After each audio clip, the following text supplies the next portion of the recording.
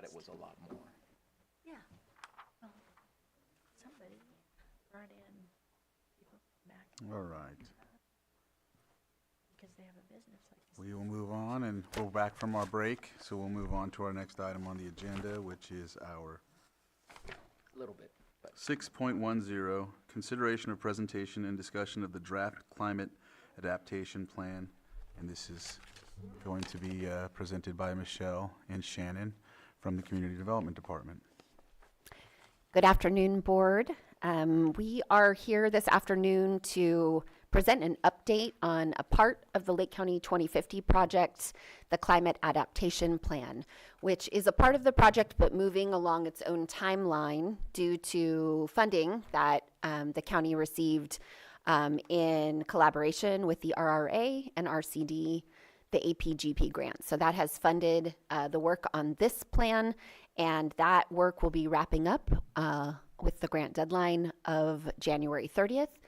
So this is going to be a short update and a brief discussion about the goals, actions, and strategies that we're planning to have included in the climate adaptation plan, and an opportunity for both the public and the board to give some input before we have a public draft. So if we could make Jacqueline, hi Jacqueline, and she's going to do a short presentation. Thanks, Jacqueline, for being here.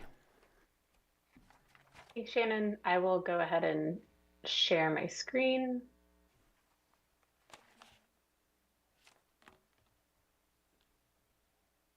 And just want to confirm, is everyone able to see my screen? We can. Thank you for confirming. Good afternoon, supervisors. So let me just advance to the next slide. So this is the agenda for this presentation.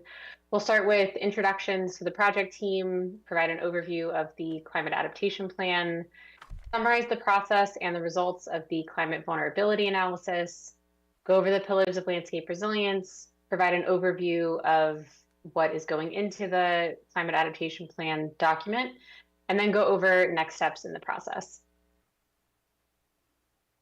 So this project is being led by county staff through the Community Development Department and the Office of Climate Resilience in partnership with the cities of Clear Lake and Lakeport and the Lake County Resource Conservation District.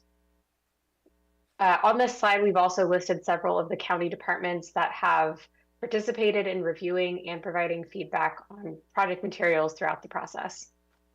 My name is Jacqueline Protzman-Rohr with PlaceWorks. I'm the project manager on the consultant team, and I'm joined today by Tammy Seal, principal in charge on the consultant team. So to start off with a bit of project background, this effort began with the establishment of the Community Risk Reduction Authority in 2018, and then the formation of the Lake County Office of Climate Resiliency in 2022. The Community Risk Reduction Authority, in coordination with the Office of Climate Resilience, adopted the pillars of landscape resilience in 2023. And then later that same year, the county, in partnership with the Resource Conservation District and the cities, were awarded the California Adaptation Planning Grant for the Equitable Climate Safe Project. In 2024, the project team began developing the climate vulnerability analysis, the county-wide evacuation study, and the climate adaptation plan concurrent with the Lake County 2050 general plan update. So I'll now provide an overview of the adaptation plan. The goal of the climate adaptation plan is to develop a roadmap for building climate resilience across Lake County, including the cities of Lakeport and Clear Lake. In the context of this plan, adaptation means making changes in response to current or future conditions, usually to reduce harm and to take advantage of new opportunities. And resilience means the ability of communities to withstand, recover, and learn from past disasters to strengthen future response and recovery efforts. So this process identified the most vulnerable communities, natural systems, and built assets through the climate vulnerability analysis. And the strategies and actions in the adaptation plan itself will be integrated with the existing pillars of landscape resilience to create a cohesive approach to resilience across all sectors. The climate adaptation plan will provide practical and feasible solutions to reduce climate risks, considering existing resources, gaps, and capacity constraints with clear pathways for implementation. This plan is being developed based on the 4-step process outlined in the California Adaptation Planning Guide. During the first phase of the project team initiated the process by defining the scope of the climate vulnerability analysis. Phase 2 was focused on assessing vulnerability, or the degree to which populations and community assets will be affected by climate change hazards. And the development of the vulnerability analysis itself was the main product of this phase. And now we're currently in phase 3 of the process, which focuses on defining the adaptation framework, which in this case is the pillars of landscape resilience, and developing strategies and actions for each of those pillars. The next phase, phase 4, will focus on implementation, where funding will be secured for programs and actions listed in the plan. Implementation will be monitored and evaluated, and the plan may be adjusted over time to account for capacity and needs of the Lake County community. So the Climate Adaptation Plan is intended to be a living document that supports other plans and programs throughout Lake County, and therefore integrates with several other plans to do so. The county and city general plans can use the climate vulnerability analysis to inform long-term climate resilience policies and programs. The Climate Adaptation Plan can use the Community Wildfire Protection Plan to coordinate wildfire fuel reduction projects and evacuation route protections. The Multi-Jurisdictional Hazard Mitigation Plan can act as a tool to implement the CAP, with the CAP's long-term climate-focused strategies and the LHMP's near-term hazard reduction projects updated about every 5 years. The capital improvement plans of the county and the cities can also act as implementation tools, with climate vulnerability analysis and strategies informing infrastructure planning projects for resilience. The Drought Resilience Plan is a topic-focused plan supporting over 80 small water systems in the county, and the CAP can provide a broad framework for implementing drought preparedness strategies. And then finally, the Blue Ribbon Committee on the Rehabilitation of Clear Lake provides recommendations for rehabilitating Clear Lake, which can be incorporated into the CAP to support the economy, ecosystems, and heritage of the area. So now I'll briefly go over the climate vulnerability analysis. To start off with, what is a vulnerability analysis? According to the California Adaptation Planning Guide, the primary guidance document for these type of analyses across the state, a vulnerability analysis is an assessment of how a changing climate may harm a community and which elements are most vulnerable to its effects. The project team used a 4-step process for evaluating vulnerabilities, including identifying exposure to hazards, analyzing sensitivity of populations and community assets and potential impacts of the hazards, evaluating adaptive capacity, which is the ability of populations or community assets to prepare for, respond to, and recover from hazards using existing resources, and then pulling all of those components together to then assess vulnerability. The vulnerability analysis evaluated how 91 different population groups and community assets across the unincorporated Lake County and the cities of Lakeport and Clear Lake were vulnerable to 8 different climate change hazards.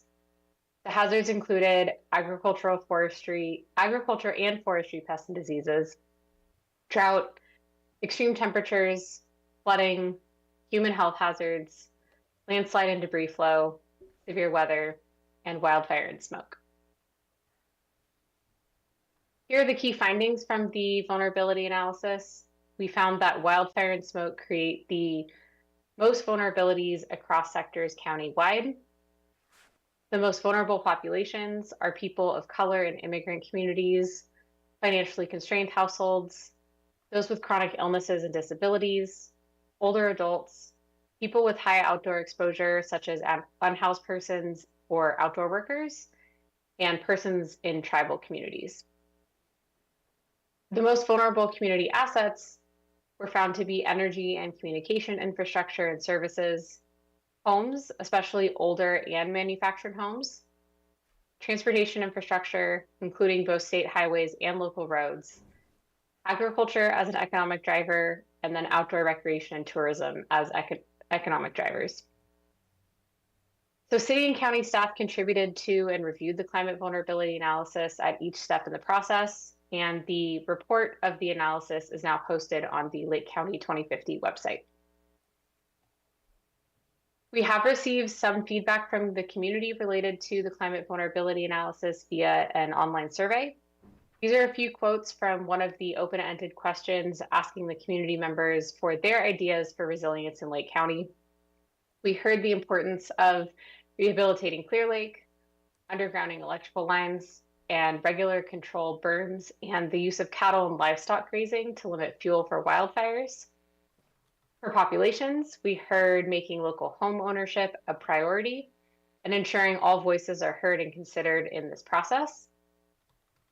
For specific ideas, we heard finishing the Middle Creek floodplain and wetland reconnection and creating microgrids at water plants, shelters, and emergency operations center.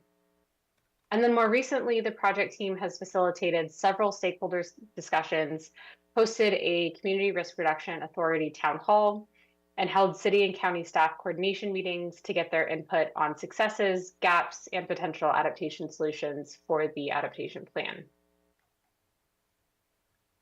The project team took the results of the vulnerability analysis and integrated them with the pillars of landscape resilience, which I'll now go over. So adopted in 2023, the Pillars of Landscape Resilience framework is based on the Tahoe Central Sierra Initiative. With feedback from local tribes, the images for the pillars were then adapted to better reflect Lake County. This framework recognizes the interdependence of ecological and social systems and provides metrics for measuring progress towards ecosystem and community resilience. There are 10 pillars in total representing the desired landscape outcomes. These include air quality, biodiversity conservation, carbon sequestration, economic diversity, fire adaptive communities, fire dynamics, forest resilience, social and cultural well-being, water security, and wetland integrity. Each of these components are now being incorporated into the adaptation plan, and I'll now provide an overview of the contents of the CAP. So the plan itself covers the unincorporated areas of Lake County, along with the two cities, and will be organized by the Pillars of Landscape Resilience and has a long-term planning horizon similar to that of a general plan. The plan will contain background sections summarizing the climate vulnerability analysis and local knowledge and lived experiences from community engagement across the county. And the resilience strategies and actions will be based on the Pillars of Landscape Resilience, identifying feasible solutions and providing multiple benefits where possible. And the project team does recognize the great work that is already happening across the county, and therefore the plan will highlight existing partnerships and programs wherever possible. The resilience strategies are organized by goal, strategy, and action. The goals are broad outcomes or end states describing desired future conditions. The strategies are policies, programs, and approaches to achieving the goal. And the actions are the implementation steps for each strategy. And each action contains a bit more detailed information for implementation timeframe, general cost estimates, and potential funding sources. The adaptation plan will contain one goal per pillar, including the following. For air quality, advancing community resilience to smoke and poor air quality events, biodiversity conservation, the county's network of native species and ecological communities is healthy, abundant, and distributed across the landscape. Carbon sequestration, enhance carbon sequestration capacity across forest, ag and working lands, and wetlands. Economic diversity, a sustainable and resilient natural resource-based economy. For fire adaptive communities, fire prepared and resilient communities with the capacity to manage desired fire and suppress unwanted fire. For fire dynamics, fires burn in an ecologically beneficial way and socially acceptable way. Forest resilience, resilient forest ecosystems that provide essential ecosystem services, support cultural heritage, and sustain economic opportunities. Social and cultural well-being, a community connected to nature to recreate, maintain, and improve overall health.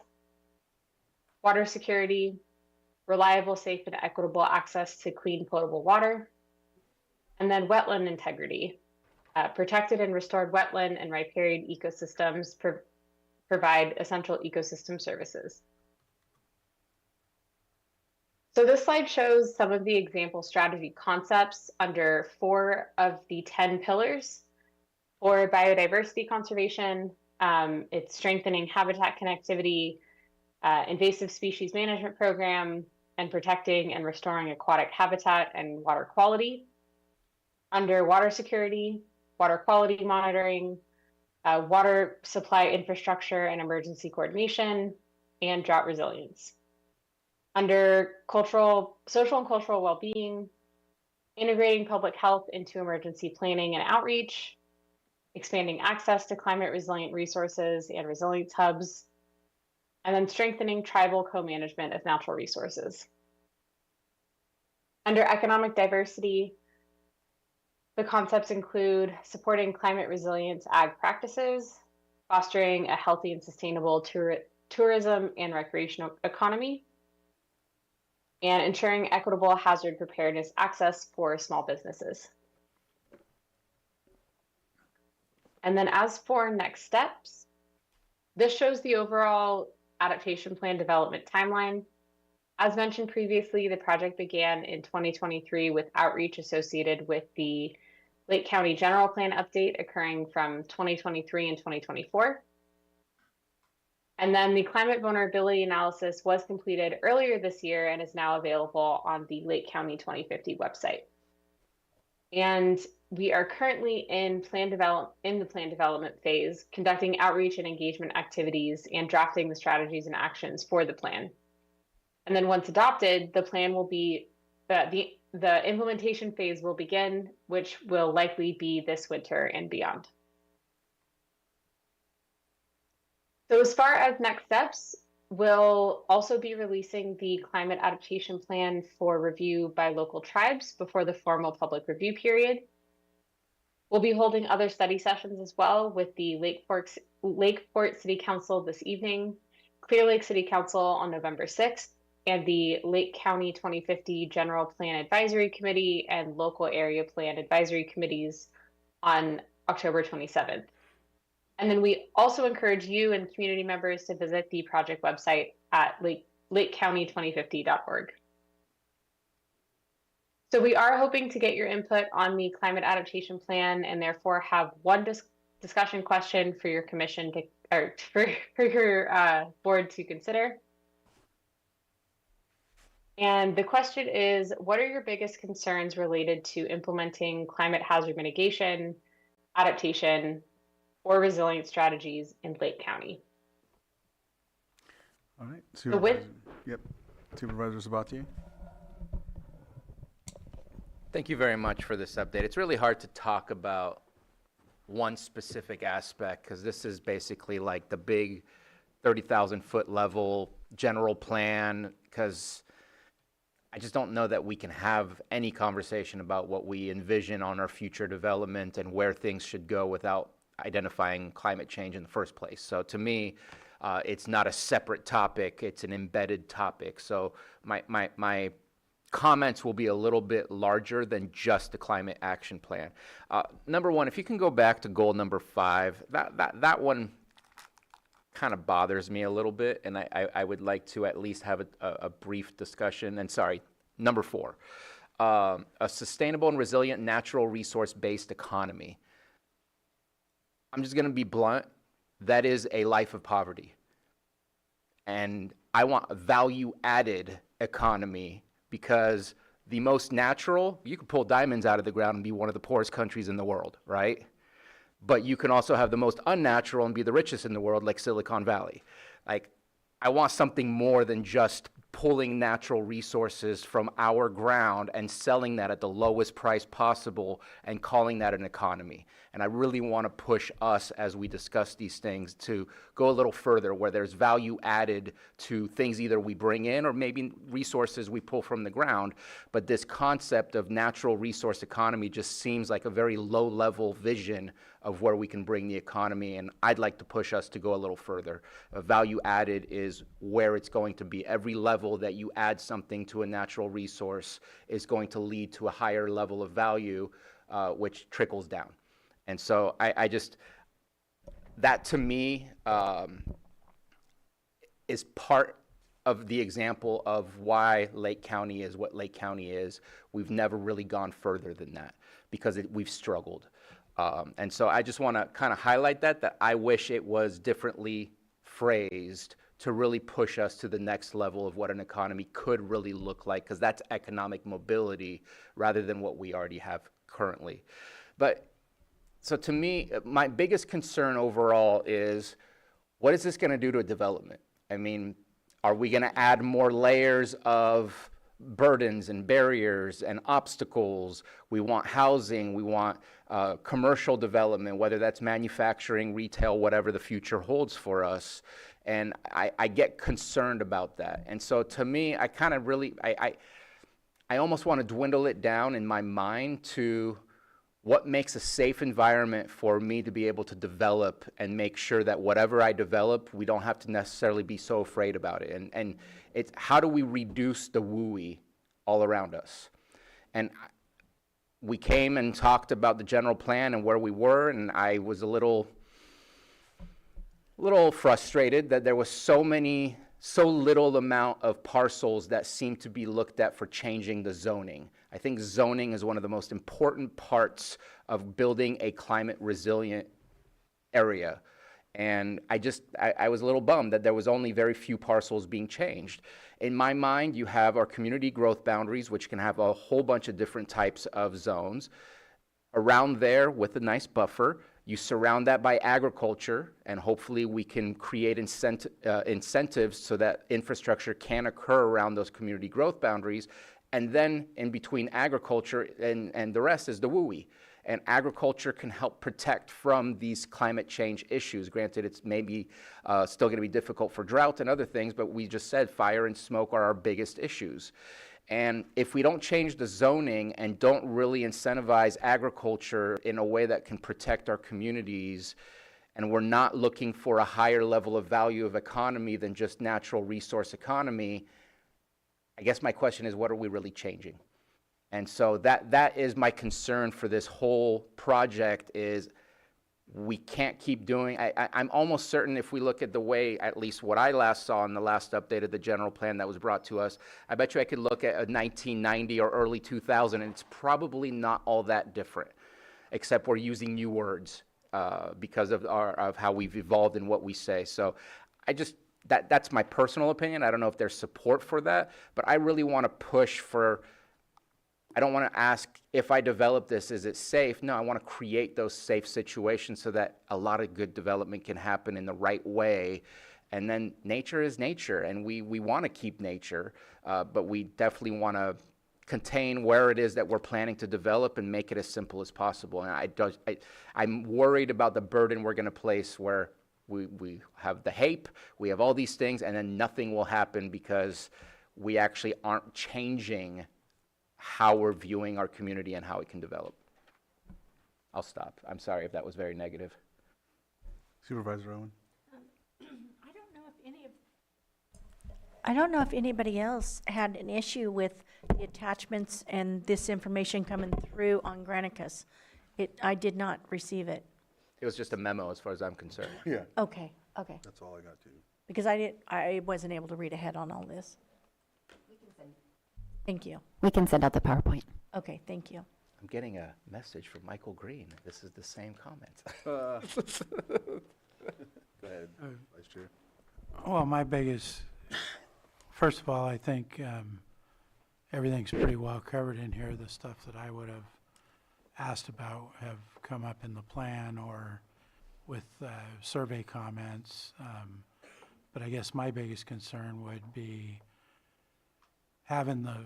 there's a lot of climate mitigation that needs to be done.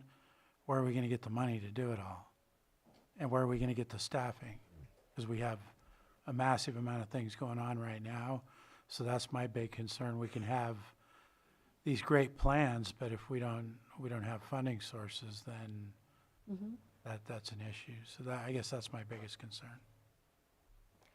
Yeah, I think that's the case with a lot of these plans that we're developing, including the HAPE, right? We saw a lot of like good strategies in there, but a lot of them are dependent on county staffing, county funding. And, this is not going to be dissimilar, but without the plans and without the data, it's very hard to procure the grant funds to move forward. So it's a little bit of a chicken and an egg, and also this is a very long range plan, like the general plan. So whereas like the multi-jurisdictional hazard mitigation plan and some of the other plans mentioned here are more short-term, really focused on strategies. This is a little bit more of an overarching plan to look more seriously at the big picture.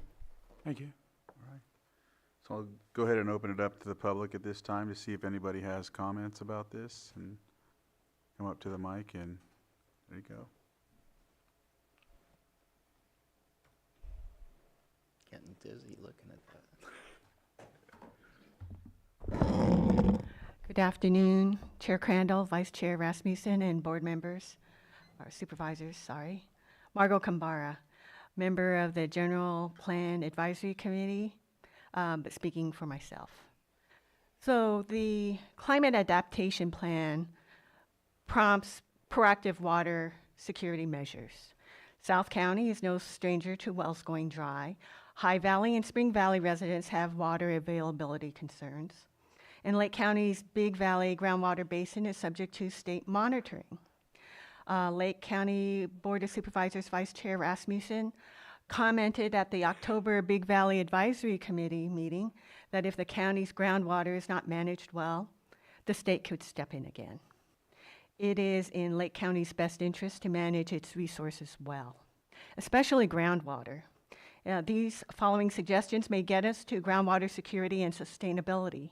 First, promote through revising or creating ordinances, A, for smart and sustainable use of water for ag and development, B, supporting water conservation, drought management, preparation for drought, and use of technology to conserve water. And 2, review discretionary use permit applications for smart and sustainable use of water. Revise county ordinances and regulations to make permittees accountable for water usage estimates. Thank you. Thank you. Any other public comment? Any on Zoom? All right, we'll go ahead and bring it back to the board, I think. Go ahead. Just a question based on some of the comments that were made, just made me think about, is there a thought of how to protect our creeks? We were just talking about earlier about the co-management of the lake. Mr. Montez brought up the creeks. I asked if that was the co-management of the lake and the creeks because, again, the source that goes into the lake is as important to manage and maintain properly because you're never going to change the outcome in the lake or the output coming into the lake if you don't look at the source. Are we out of the climate action plan? Is it adaptation or Adaptation. Adaptation. I was wrong. Is there any suggestions on how to handle wells? I know it is one of the most sensitive topics, but when I know I've had conversations, I know it's not a popular thing, but Yolo County Flood Control, they're concerned that the water is not going into the lake, which is our similar concern. If the creeks don't have water, then the fish don't have water, and that's also our drinking water. It's all one big ecosystem. And is there any conversation about looking at restrictions on proximity to creeks when it comes to well drilling for future wells? Would this come out of this type of conversation with the climate adaptation plan, or is that a completely separate topic? I do know that we have a creek setback ordinance that we would like to work on at some point that's separate from all of these efforts that we're mentioning. I don't know that it's specific to well drilling. That may be, I'm not sure if that's regulated by the water board more or like EH, for example. But overall, as far as development from creeks and setbacks, we are looking into that, or it's at least on our docket of things to do. And then we also do have that in our waterway combining zoning code and the grading ordinance. There are setbacks required from creeks and waterways. And when Do you have anything related to the cap? Okay. And when you say it's on your docket, on the docket as in it will be a recommendation within the cap or completely separate conversation? Do you know about the cap? I'm not sure. Jacqueline, could you say whether or not that has come up in the CAP? So in the adaptation plan, there has been some discussion of management of creeks related to septic systems, not necessarily wells, but there are more general strategies relating to managing the creeks, recognizing they flow into the lake. So we have a couple of actions, draft actions that are related to that. We could take a closer look at specifically groundwater and wells if the board would like. Because I know I've had that conversation with EH, and you're correct that it would be going through EH. I'm sure the State Water Board would be involved, but it's a conversation I think that's really sensitive, difficult, but absolutely critical that we have that conversation at one point very soon. If not, already should have. Thank you. We'll take that into consideration. I think with regard to creeks, and, waterways that lead into the lake, whatever it may be, I don't see it necessarily as a climate issue. It's more of a man-made issue. We aren't clearing the vegetation. We aren't removing sediment. We're not, well, the state puts restrictions to getting licenses for this as well.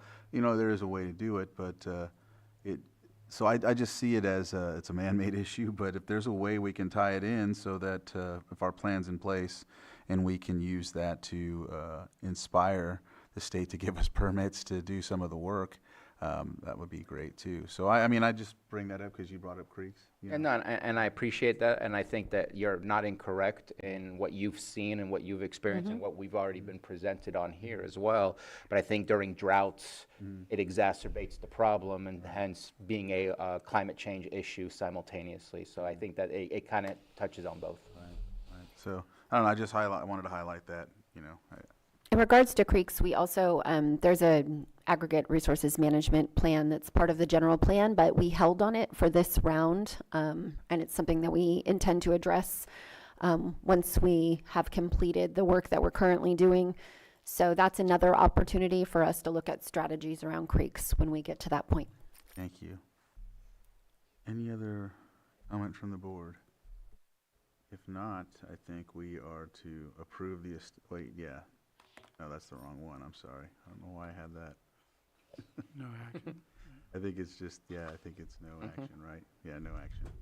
I did just want to add that we also have been out at the community, the Municipal Advisory Council meetings. I think by the end of the month, we will have hit all of them, but CERT, who they've had some issues getting scheduled and all of that. So if you are part of a community but you haven't had a chance to participate in one of those meetings and would like to make input, certainly you're always welcome to submit a comment card on lakecounty2050.org regarding any parts of the project. But if you have comments specific to the CAP that you would like to see included before we issue the public draft, then now would be a good time to watch one of these presentations and take a look at the climate vulnerability analysis, and then you could give us feedback online as well as through any of these meetings that we'll be holding over the next couple of weeks still. It'll be available on the 10th. I don't know, we'll set that up, or however, the 10th of November. Their meetings fall on the second Monday, and for the past two, like even this, luckily, the holiday falls on a Tuesday, and I guess we're celebrating it on a Tuesday rather, and taking the day. So the 10th still falls in line with the every second Monday. So I don't know if I need to connect you, or if you're already set to meet with somebody, we can work that out. Okay, yeah, we'll work on that. Yeah, just a quick question. I appreciate that the cap is being looked at kind of more globally, where different jurisdictions are involved with this. And if you don't mind just talking about the general plan, since the general plan does bump up against city jurisdictions, will there ever be a presentation to say, here's what your neighboring zoning will look like and things like that? Or is there not that conversation happening? I haven't heard of that conversation yet, but I'll be at Lakeport City Council tonight and Clear Lake City Council in November. So we'd be happy to have those discussions with the cities if they'd like us to make a presentation on the general plan. Just because, knowing how their zone versus your zones align, I think matters. So that's why I bring it up. Thank you. Thank you. Thank you for the presentation. Thank you very much. Nothing else, so we appreciate it, and for all your work. All right. Thanks. We'll now move on to our next item, which is 6.11, consideration of resolution adopting the Lake County Multi-Jurisdictional Hazard Mitigation Plan, and B, consideration to accept and adopt the Lake County Multi-Jurisdictional Hazard Mitigation Plan, MJHMP. CAO Parker. Thank you, Chair. Sheriff Bingham has offered to move this item to a date to be determined. All right. I'm happy to approve right here, right now. All right, we approve. I still have to open it up for public, right? If there's anyone from the public that would like to comment on the pulling and moving of this item. Not hearing or seeing any, we'll bring it back to the board, and we will close this item and see it on a date to be determined. All right. Let's see. Going to go through the items that we're going to pull and, move to different dates real quick. Is that okay? Either way. Yeah.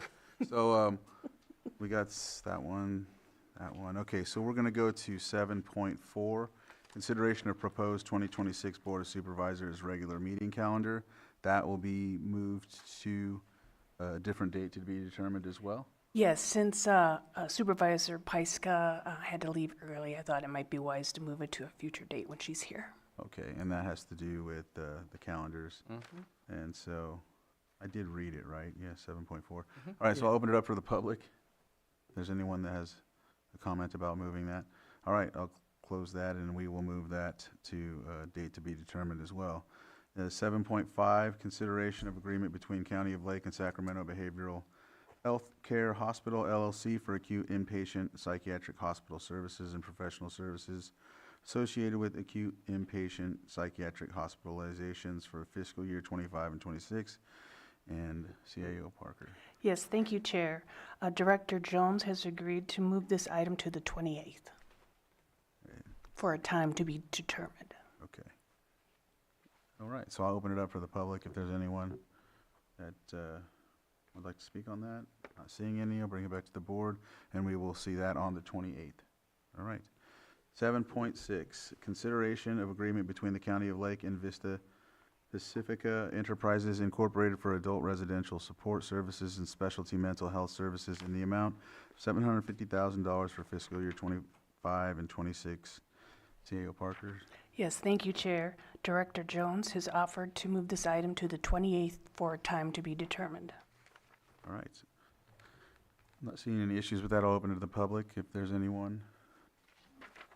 No issues. All right, I'll bring it back to the board, and we will see that on the 28th as well.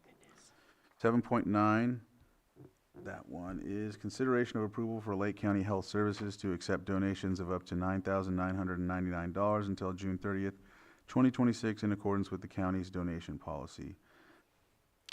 Thank you, Chair. Director Arton has requested that this item be moved to a future date and a time to be determined.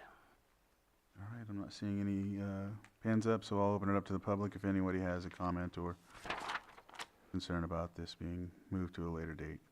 Not seeing any, I'll bring it back to the board, and we will see this at a date to be determined. 7.12, consideration of quarterly report of construction contract change orders approved under the delegation of authority to Public Services Director for the Lake County Sheriff Administration Facility Renovation Project. CEO Parker.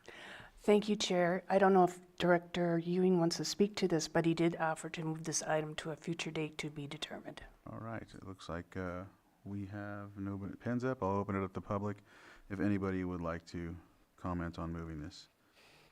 Not seeing or hearing any, I'll bring it back to the board, and we will see that at a future date to be determined. Supervisor Sabatier.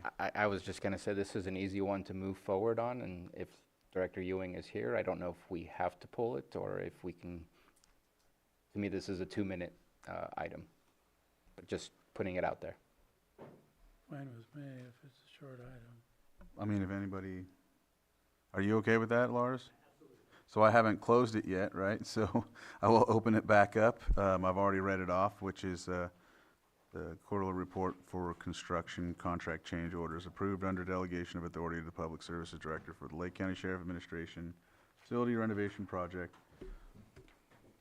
Lars Ewing. Okay, thank you. Sorry, I apologize. I was trying to save some time on your agenda, but it should be very quick. This is the second quarterly update to your board for the delegation authority that you granted for specific to this project.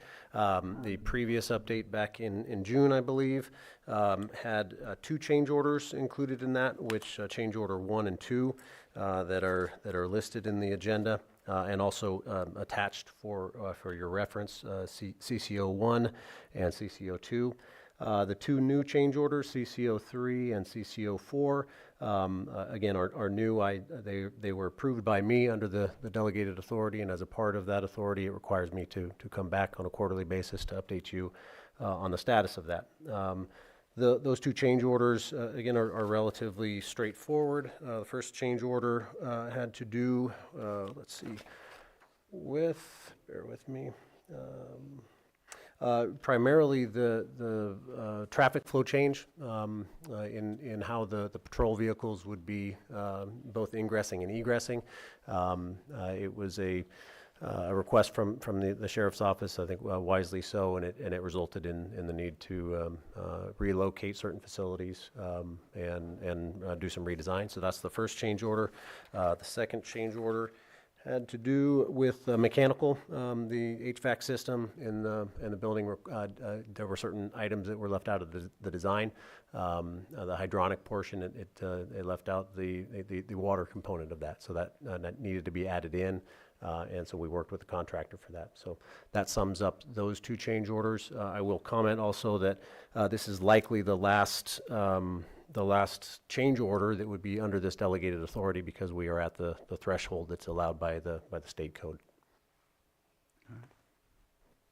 Any questions from the board? No.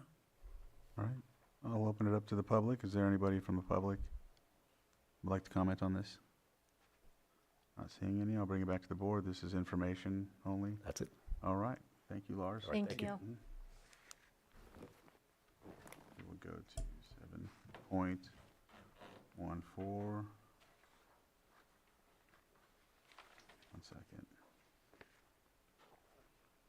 Consideration of the June 30th, 2025 report of the Lake County pooled investments, and B, consideration of the September 30th, 2025 report of the Lake County pooled investments. This will be moved to a future date. We're looking at November 18th or December 9th. Does that sound about right? It'll just be moved to a future date. We have to coordinate that with the consultant who couldn't be here today. Okay. All right, so we will move that to a future date to be determined. Is there anybody from the public that would like to comment on this?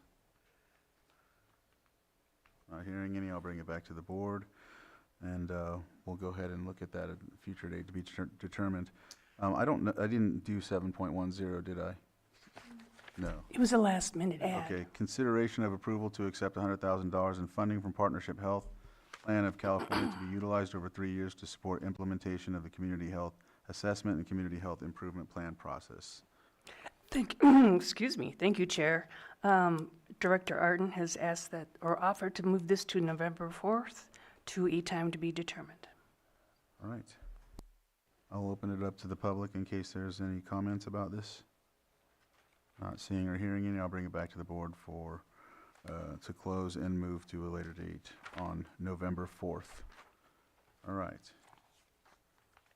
With that, we will go back to the top. Which one do you recommend? 7.2. 7.2, consideration of establishment of an ad hoc committee regarding the Public Works Department. This was put together by myself. I brought it to discuss the possibility of having an ad hoc committee to look at the Public Works Department. As of right now, as you know, Lars Ewing is the interim director, and we've basically have struggled for quite some time to continue to recruit, retain, and whatnot since our situation with the retired Public Works Director. So in doing so, bringing forward an ad hoc committee to look at how the structure may be. In some instances, with other counties, they work under the format of having Public Works Department and Parks and other departments underneath them as well. So maybe exploring that option and doing so, that may be something we can look at. That way we could avoid having to go through recidivism when it comes to finding someone and all of that. So for this position, you know. Supervisor Owen, go ahead. I think it's working really well. And I know I had asked this early on, and I'd like to keep it like it is where I stand, of course. I think that they're doing an amazing job. Go ahead, Supervisor Sabatier. So we need to find some permanency. Right now, it's very interim in the way that it is. My only caveat that I would request is the recommended action is to add something to not just say establishment of an ad hoc committee regarding the Public Works Department. You mentioned the Public Services Department. I think that needs to be mentioned in the creation of the ad hoc committee, in the sense for the public to be aware that that's what it's all about. We're not just looking at the structure within Public Works, it's the overall county structure and how the Public Works fits into that. So I just wanted to at least be more prescriptive in our recommended action. Just to clarify, I was referring to keeping Lars in that place current permanently. Yes, current stature. Vice Well, Chair? that was going to be my question was, is this including discussion of combining, a possibility of combining those two Right, operations in some manner or another?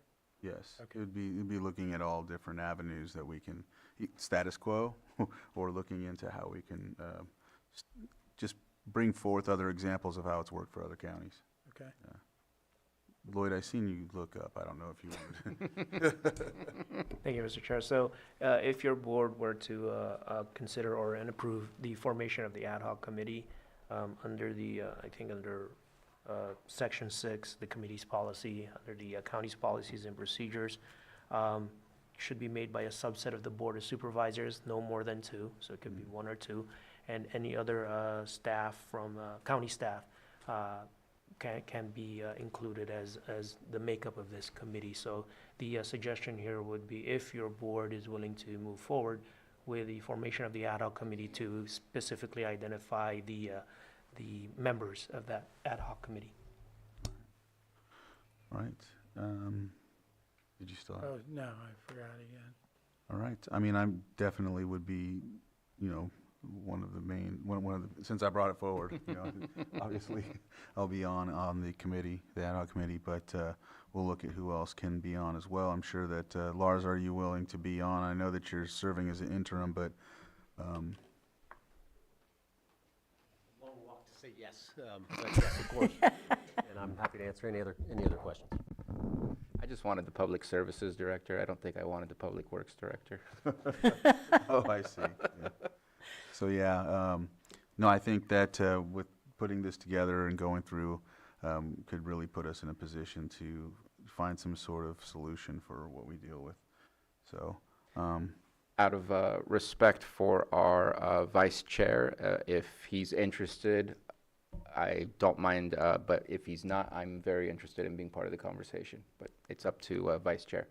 I think it would be right for both Vice and Chair to be there, because I think it's an important conversation. But just putting it out there that I have interest, but I'm okay with stepping down. Yeah, I'll go ahead and do it. all right. And our CAO or her administrative office will be a part of this conversation as well? Yes. Well, I haven't been asked, but yes. I think that was would our be you ask, or yeah. someone else. Myself or my designee. All right. Is there any other public input on this before I bring it back? All right. So it looks like right now it would be myself, Vice Chair Rasmussen, Lars, and a CAO, somebody from the CAO's office. And Lloyd, I don't know if yeah. Well, if your board is ready for the action, it would be by motion. Mhm. Since it's, at this point, it's, what's requested is board approval of this. And if your board is ready, it would be a motion to form the ad hoc committee pertaining to the Public Works Department and the Public Services Department as it's outlined in the board memo with membership consisting of Chair Crandall, Lars Ewing, Susan Parker, and Vice Chair Rasmussen. That would be the motion. So moved. I have a motion. Second. And a second. All in favor? Aye. Any opposed? Motion carries 4-0. All right, we will set a meeting here in the near future so we can get that moving. All right. 7.3, should I just go down the list? There we go. Consideration of a letter of support for Sutter Lakeside Hospital's Proposition 1, Behavioral Health Continuum Infrastructure Funding Proposal for their Crisis Stabilization Unit Project. CAO Parker. Yes, I'm going to have Matthew come up and just speak briefly on this.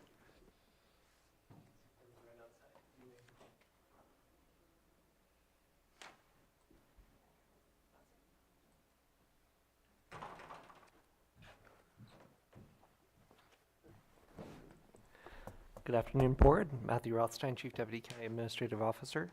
So this letter of support was requested by Sutter and fulfilled by County Administrative Office staff, including Ben Rickelman, and staff recommend that your board approve the letter as written. My understanding is it is time sensitive, so we'll also ask you to sign relatively quickly as well. All right. Any And here is Ben Rickelman if you have additional questions. That was a great pivot. Go ahead, Supervisor Sabatier. I think this is important. This is a conversation that I know I watched Health Services Behavioral Health interact with Sutter. This actually also comes from some of the concerns that we had at Hamilton Haven and the interaction between the two entities. And I think this is a great path forward for solutions and greater access to healthcare that we should never. Only question is, can we still get Supervisor Pyska's signature through Adobe so that it can, because I'd see its individual signatures rather than hard copies. Yes, so that will be the plan, and Johanna's already prepared for that request. Awesome, thank you. All right. And is there anyone from the public that would like to speak on this? All right, not hearing or seeing any, I'll bring it back to the board for action.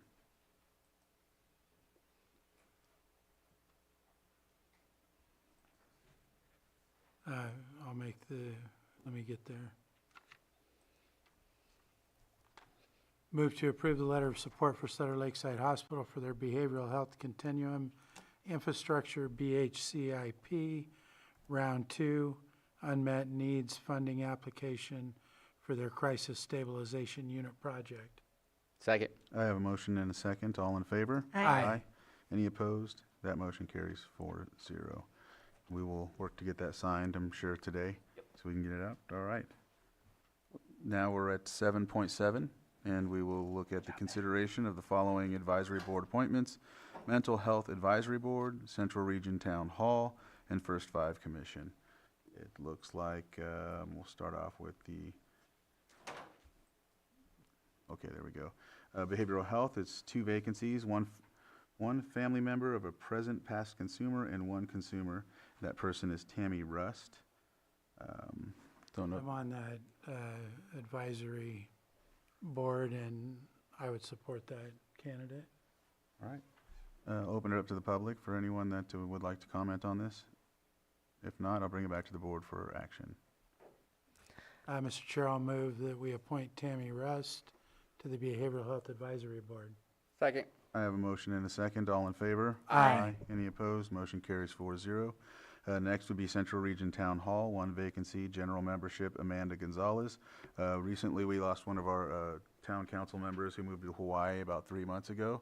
Lucky him. But in the meantime, we found someone else that would fill the spot. They opened it up. It took quite a couple of months to find someone to do it, and Amanda Gonzalez also works at the senior center and lives in Lucerne, and I think it's a great choice. So, Who did you lose? John Carlson. Yeah. So, I'm fine with it. So I'll open it up to the public for any comments. I'm not seeing any. I'll bring it back to the board for action if someone can make the motion. Mr. Chair, I move to approve Amanda Gonzalez to the CERT. Second. I have a motion and a second. All in favor? Aye. Any opposed? That motion carries 4-0. Next, we have first five. There's 3 vacancies, 3 member at large, and there is Carly Swatosh, who's a reappointment and looking for. Yeah, and I'm also on that first 5 committee, and she's a good member. I support reappointment. I'd even go so far as saying a critical member. Yeah, a critical member, yeah. Sorry, I'm getting a little tired. It's been a Oh, long it's day. okay. So, yeah, All right. Do you want to make the or do you want to make the motion? I think we have to take public comment first. Yeah, Oh. so I'll open it up for the public in case, nope, not seeing any. I'll bring it back to the board and we'll go. With that, Mr. Chair, I'll move that we appoint Carly Swatosh to the first 5 commission. Second. I have a motion and a second. All in favor? Aye. Any opposed? That motion carries 4-0. And that concludes 7.7. Next is 7.8, second reading, consideration of ordinance adopting development agreement 24-01 for the Gwinnett Valley Mixed Use Planned Development Project as amended. Then we'll go ahead and, here comes Michelle. Or afternoon. And that's how it's been. Yeah, hello again. Michelle Iris, Senior Planner, sitting in for Director Turner on this one. So the item before you is essentially a correction to one of the actions that your board adopted on August 26th of this year. That was Resolution 2025-102 to approve the development agreement for the Gwinnett Valley Mixed Use Plan Development Project. However, per our Article 69 in our zoning ordinance, in order to do so for a DA or development agreement, we need to approve an ordinance. So there are no other corrections to what was previously approved or to the project. This item is to simply correct the process of approval for that development agreement, rescinding the resolution and placing the draft ordinance before the board for consideration. All right. Any questions from the board? Just in addition, it's a second reading that we're doing today. All right. Thank you. So the final one. All right, so I'll open Thank it up goodness. to the public. Any on Zoom? All right, I'll bring it back to the board for action. Chairman, I would like to move that we adopt the ordinance, offer the ordinance for adoption for the development agreement 24-01 for the Gwinnett Valley Mixed Use Plan Development Project as amended. The ordinance has been offered. Lloyd, did you have anything else to add? Yeah, so it will be just by roll call by the clerk, and just to clarify, the as amended part is a carryover from the first reading, so it would be as it is presented to your board as far as what has been posted and uploaded in Granicus. That would be the ordinance that's up for second reading. So again, just by roll call by the clerk. And would that be, do I need to add for the second reading? Yes, that would be the offering of the ordinance. Okay. All right. Supervisor Owen, Aye. Supervisor Spatier, Aye. Supervisor Rasmussen, Aye. and Supervisor Crandall. Aye. Thank you. And the ordinance passes 4-0. Thank you. All right, thank you. Let's see, next, 7.11, right, or CAO? Yes, do you mind going to 7.13? Not at all. Consider 7.13, consideration of amendment 8 to agreement between the County of Lake and Consor for final design and right-of-way services for the South Main Street and Soda Bay Corridor Improvement Project, Public Works Interim Director Lars Ewing. All right. Good afternoon. Lars Ewing, Interim Public Works Director. Your board is likely aware, or at least familiar with the project that we're discussing here, South Main Street and Soda Bay Road, road widening and utility undergrounding project. It's a project that has been in the works for quite some time. In the last 4 months that I've been in Public Works, we've made quite a lot of advancements on the project. I'll quickly highlight those because I think it's important to understand where the project is in order to consider this amendment.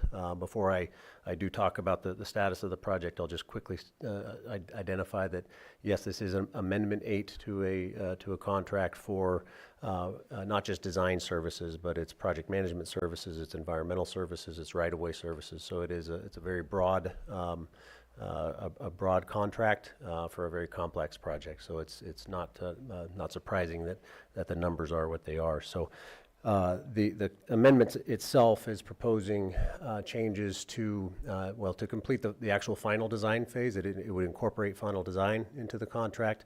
It also incorporates some additional project management services, utility coordination, and pre-construction environmental services. And happy to talk about any of those in detail as you like. But the status of the project before you consider approving the amendment, the project itself, South Main Street and Soda Bay Road, the initial project is not only road widening, but it also includes utility undergrounding, overhead utility undergrounding. We are on track, at a high level, we are on track to meet the deadlines that we need to meet in order to access the funding at the CTC, the California Transportation Commission. So at the CTC, there is right now, round figures, about $5.2 million programmed in the STIP, the State Transportation Improvement Program. We have a deadline of February of 2026 to allocate the funds for construction, going in reverse engineering in order to get to the CTC by the next available CTC meeting. Our deadline is December 1st to have our application in, and so we have a short period of time to get the few things completed that we need to have completed. That includes design completion to essentially 100% completion, where the design is complete according to the design engineer. Environmental, we need to have not just CEQA, but NEPA. So on the NEPA side, we do have NEPA completed along with a revalidation of that NEPA document because of the timing associated with it. CEQA, we have an approved CEQA document, and we're working with community development to come to your board next month for an addendum to CEQA to incorporate night work into the project. Permit side, regulatory permits, we have 3 permits that are required. 2 of them are in hand. U.S. Army Corps of Engineers permit is in hand, and the Regional Water Quality Control Board permit is in hand. California Department of Fish and Wildlife permit is being drafted now, and we anticipate that within the next week or 2. And last piece, the last overall bucket is right-of-way. Right-of-way includes, there's about 40 acquisitions that are required for the corridor, both temporary construction easements as well as actual acquisition, permanent right-of-way acquisitions. We have the bulk of those completed. We have about 4 or 5 that are still remaining, and we are we have, I'll say, willing sellers. We still need to get to the finish line, and we're pushing hard for that, and it looks like we will get there.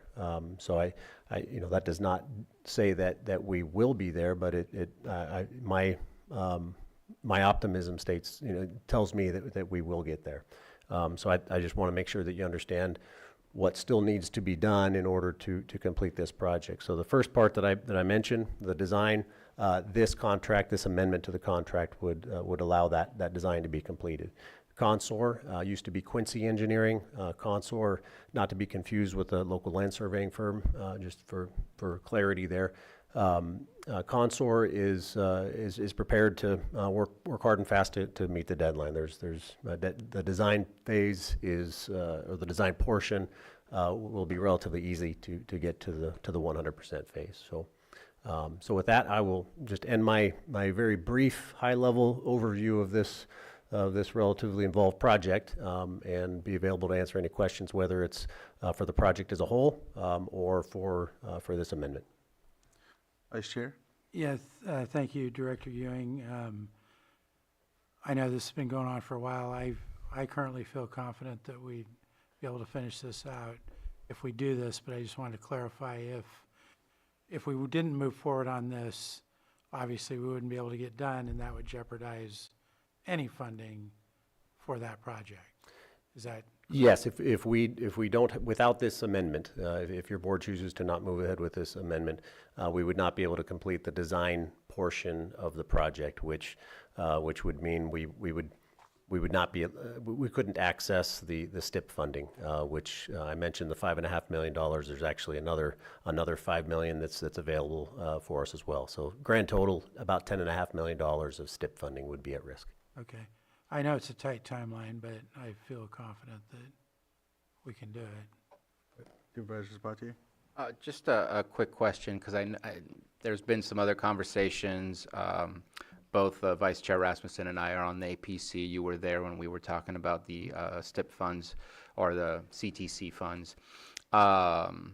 You said that you were looking at doing a segment of the road. Is the design for the entirety of the project or just that segment? Yeah, I tried to clarify that in the memo. The design and the right-of-way, the environmental, all the pre-construction phases are for the full corridor, South Main Street, Soda Bay Road. The construction, based on funding available and cost estimates, we're going to propose to phase the project, with South Main Street being the first phase, and that's the construction funding that we have available. So pre-construction, full corridor, construction, phased approach with South Main Street being the first phase. Okay. All right. Not seeing anything else, I'll open it up to the public for anyone. Anyone on Zoom? Yes, Betsy, if you can unmute. Thank you, Mr. Chair. Thank you, Lars. Thank you, everybody, for this. I just have one question. Will this include the ability for the city of Lakeport to insert a water line so that we can have fire suppression water flows and hydrants at the same time? I can answer Yes, that if please you. answer, yes. So the county and the city are working right now to that end. The short answer is we sure hope so. That is a project that is the city's. It's not in city jurisdiction, but the city certainly has an interest in that. They have a looped water line project that they have envisioned. And so we're working with them to make that happen. The construction timing on this project is such that we would be looking at 2027 for actual road construction on South Main Street, so there is some time. The city has preliminary design plans, in fact, near final design plans for their project. So they do have some headway, and we have an internal meeting, well, internal to city and county. We're having some staff is meeting tomorrow, if not the next day, tomorrow as a at 11 continuation a.m. of that. So there is work toward that end, and I think there's a likelihood that it would happen. Funding needs to come through for construction, certainly, but I can verify that confirm that the environmental document does include the provision for water lines to go into the ground. Thank you so much. Crossing fingers. Thank you, Betsy. Any other on Zoom? All right, we'll close public comment. Supervisor Sabatier. Just wanted to clarify, because I was looking back a little bit, trying to remember Amendment 7. If I'm correct, because there was a large number in Amendment 7, and that happened maybe less than 6 months ago. I think it was in April, if I'm correct, if I remember the memo correctly. And I think we added something like $600,000, if not more. Was that for like back stuff that had been done but never paid for, and that's why it feels like there's a very short amount of time that a lot of money got spent, that we're adding a whole lot more money? Wondering if you might be able to clarify that, just to help me and maybe help the public as well. Sure. Yeah, the piece that was missing in Amendment 7, as I understand it, is the actual design. That was primarily right-of-way, was Amendment 7. I'd have to look back at the exact breakdown, but I'm looking at it here. It does have some project management, some environmental, but permits and right-of-way. So you're really looking at environmental permits and right-of-way phase would additional work for the project in Amendment 7, whereas this Amendment 8 is heavy on the design portion. So at that point in time when Amendment 7 was approved, I was not the interim Public Works Director, but my understanding was the focus was let's get right-of-way done. If right-of-way was a fatal flaw, then all the design would have been for naught. So Amendment 7 was heavy on the non-design phase, whereas Amendment 8 is heavy on design. Appreciate it. Thank you. All right. With that, looks like we have action. Yeah, Mr. Chair, I would move that the Board of Supervisors approve Amendment 8 to the agreement for final design and right-of-way services for the South Main Street Soda Bay Road Corridor Improvement Project with Concert in the amount not to exceed $4,070,813.31, which is an increase of $549,600, and authorize the chair to execute the amendment. I second that. Chair, do you mind if I ask one question before we vote? Yeah, go ahead. The funding is coming from where? The funding for this is For this specific? the portion is from STIP. A portion, it's a combination of a variety of different sources. Okay, okay. So I have a motion and a second. All in favor? Aye. Any opposed? That motion carries 4-0. Thank you. All right, thank you. And now we have our 7-point. 7.11, and Director Veach is on Zoom. All right, so consideration of update to the Lake County Library Collection Development Policy. Christopher Veach, I see you online. Go ahead and take the floor. Thank you.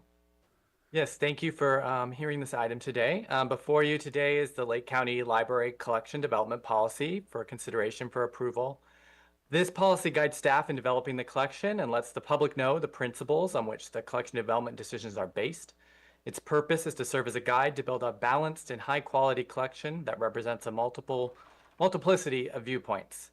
On February 27th, 2024, your board approved the current library collection development policy, and the changes before your board today are to affirm that this policy complies with the California Freedom to Read Act, AB 1825, which was signed into law on September 29th. 2024. So the California State Library has advised that we should add the language highlighted in blue in the attached document to our collection development policy to positively affirm that it complies with the Freedom to Read Act. Complying with this state law by January 1st, 2026 is important to continue being eligible for state funding for our library. So I want to thank you for your consideration of this update, and I'm happy to have any questions and answer them. And my recommended action is that you approve the update to the library collection development policy. Any questions? No questions. I'll open it up to the public for any questions about this update. None on Zoom, so I'll bring it back to the board for action. Mr. Chair, I move to approve the update to the Lake County Library Collection Development Policy. Second. I have a motion and a second. All in favor? Aye. Any opposed? That motion carries 4-0. Thank you, Christopher. All right. Thank you. Calendars. All right, so next is our calendars. Who would like to go first? I'll go first. Go ahead, Vice Chair. So going back, since we haven't had a meeting for 2 weeks, I attended the Big Valley Groundwater Committee meeting and also the Big Valley Advisory Committee meeting. Attended a Space Committee meeting, a meeting with a constituent about a project he has going on.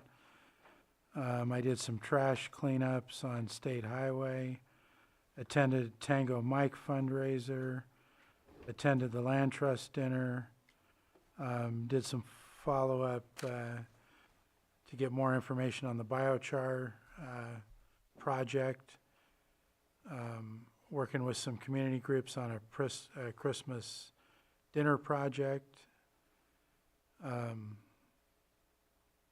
Went to a Space Committee meeting again yesterday with the other members on a review of the status of the new sheriff headquarters. Had a Scotts Valley Advisory Council meeting last night. I'm going to try to attend the Lakeport City Council meeting tonight. Looks like we will be done on time. And then, as was just mentioned, we have the county has a meeting with the city of Lakeport tomorrow regarding the South Main water line, fire suppression, et cetera, et cetera. Then we have a first five meeting tomorrow, which I will make. I'm going to try to also attend the APC Active Transportation Plan meeting at Lakeport City Hall tomorrow. And hoping to have some meeting with Flock Safety and the admin office by the end of this week regarding some new cameras. Yeah. And that's it. Thank you. Okay. See, since last meeting, some of the things I've been involved in include, I went to the Pewter Creek Levee and there by Hidden Valley to look at the erosion going on there, and I met with Mr. Pawan and Linda from our Water Resources met us down there, and along with Hidden Valley Lake Security and Community Service District and a few other members. So we were evaluating that, and we really need to get something done in that area. There's some major erosion going on along the levee there at Hidden Valley. So we need to kind of start confronting that. The 65th annual celebration for Calpine, and they had gave the county a beautiful, I'm not sure what you call it. It's not a trophy, but it's over there by the TV. Yes, and that's to us from Calpine for being a great partner. So that's much appreciated. Let me see. Later that evening, I went to the Middletown Town Hall meeting. The next day on Friday, I met with Skeet and Kim Reese on the Big Bass Tournament, which Supervisor Rasmussen had met with us on, and then went on to check out the fairgrounds and Canocti Harbor Resort for a location to hold the award dinner and etc. I went to the I spoke at the Middletown Luncheon Club last week, as well as the Hidden Valley Lake Security Team. They had some great ideas and are wanting to help us out with things that they might be able to contribute to the county as far as looking for law enforcement and such. One lady there used to have a security firm. So we're going to be meeting with Mr. Luke Bingham, our sheriff, on that. Let me see.